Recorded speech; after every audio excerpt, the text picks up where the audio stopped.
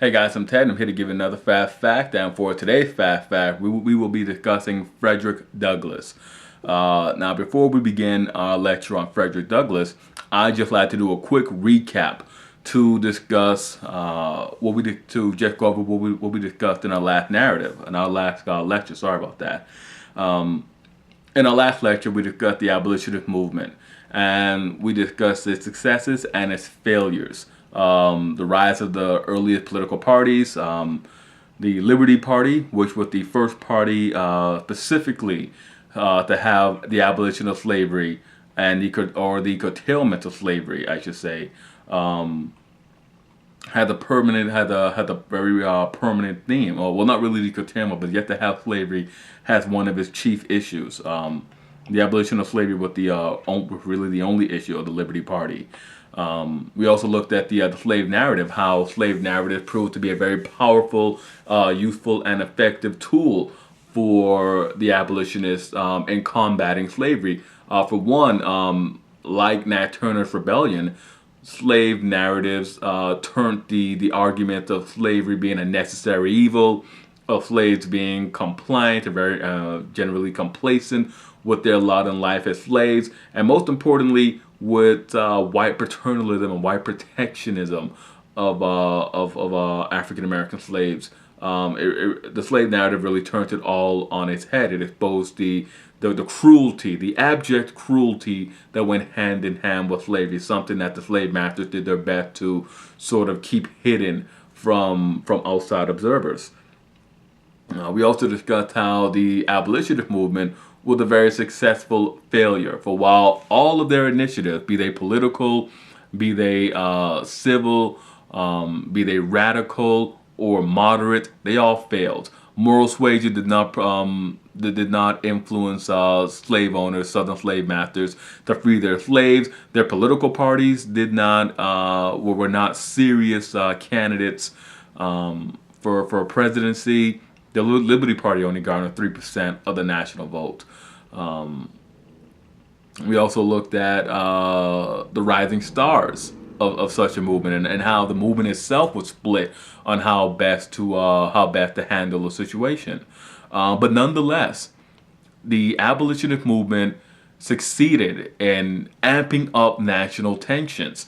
They made slavery so pervasive. They pushed the envelope to where any discussion, whether it be about national economics, whether it be about a presidential choice, whether it be about Western settlement, slavery came into the issue. National political parties had to field a candidate who could satisfy both northern and southern elements. Sectionalism was in full swing. Free and slave elements of a political party had to be satisfied. Looking back at it, we would look at the economic aspect of it, and we will see that we will see it evolve into an agrarian, slave-based economy, in which the South would obviously be on top because they had the higher concentration of slaves, and the North would be on the bottom because they had no slaves or even just Western settlement, in which we would look at the conflict between those who wish to bring more slave states into the Union, as opposed to those who did not want to, who believed that the issue had been closed decades ago, to those who simply wanted to exclude slaves and slavocrats from competition. Those who did not want to compete with slavocrats, who did not want who wanted the new Western territory to develop much the same way the old Northwest had developed. Men who looked at states like Indiana and Ohio, Illinois, and said they wanted something like that, and not something like Tennessee or Missouri, someplace where slaves and slavery accounted for how much wealth one could hold in the country, what one could acquire in that state. Okay, and now with that being said, let's dive right into Frederick Douglass. Now, few African Americans of any age has great an impact on their generation, or really subsequent generations, had Frederick Douglass has had. Born into slavery in Maryland, Douglass was sent away to work as a house slave at the age of 9 and taught to read and write by his new master's wife. Though such activities were illegal for a slave and a white person. He later returned to his original owner and served as a field slave. He attempted to escape at 19 but was caught, punished, and rented out to a Baltimore ship caulker. This event was really fortuitous for Douglass, as he met Anna Murray, a free woman, and a future wife during his time in Baltimore. Douglass also determined that he would fight. He also determined to himself that he will fight off the next attempt by his master to physically subdue him, to physically master his person. He had his little light, and he wanted his little light to shine. So he did. The next time he and his master came to blows, he fought off an attack by his master, and he seized his freedom with his own hands. And he made his escape using the papers of a free black sailor. Okay? He booked passage on a ship bound for the north and never looked back. Moving with Anna, who at this time had joined him in the north, moving with her to New Bedford, Massachusetts, he self-taught himself. He taught himself the art of public speaking and rhetoric, and embarked on a career as a public speaker in the 1840s. And in particular, the 1841 event that we spoke about last time, in which he was invited to speak as an orator for a New England anti-slavery association. Now, on his travels as an anti-slavery speaker, Frederick Douglass actually met and joined forces with an equally formidable force in the anti-slavery movement. That would be a former slave by the name of Isabella Baumfree, who was a Dutch-speaking former female slave from upstate New York, who was soon to change her name to Sojourner Truth after receiving what she believed to be a revelation from God. Now, Douglass and his powerful oratory skills and his general demeanor often led to claims that he never could have been a slave, that he was a wolf in sheep's clothing, that he was simply a free northerner who had been educated, probably came from a wealthy family, and that he was simply masquerading as one who had been a slave. That led Douglass to personally embark on a campaign to refute these accusations. And what he did was he chose to write and publish his own autobiography. Now, his autobiography, while silencing his critics, also highlighted the very precariousness of his situation as a runaway slave. And Frederick Douglass was forced to leave the United States and journey to England when a former owner began to advocate for his return. And of course, this is during the era of the Fugitive Slave Acts. Any white northerner would have been obligated to assist his owner in returning Frederick Douglass his piece of property back to him. So Douglass is obligated, he is forced to leave the United States, and he journeys to England, where his former owner cannot get to him. Now, Douglass's time in England and Europe would be formative, to say the least.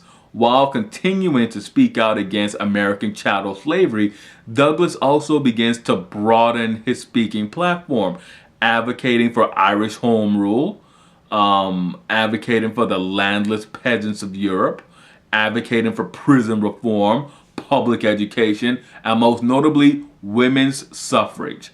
And in gratitude and admiration, British abolitionists and suffragettes raised the $711.96 needed to pay his former master for his freedom.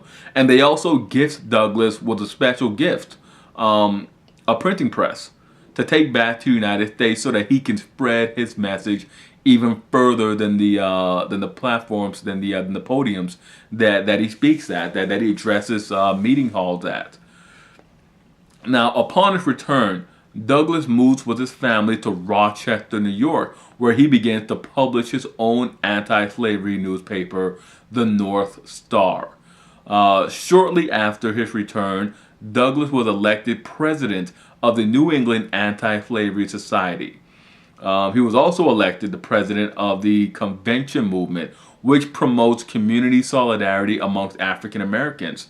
Now, the Douglass home even served as a station on the Underground Railroad. And now Douglass, because he was often gone from the family home giving his speeches and using his oratory power to persuade others to join the abolition movement, his wife Anna took over the station conductor, the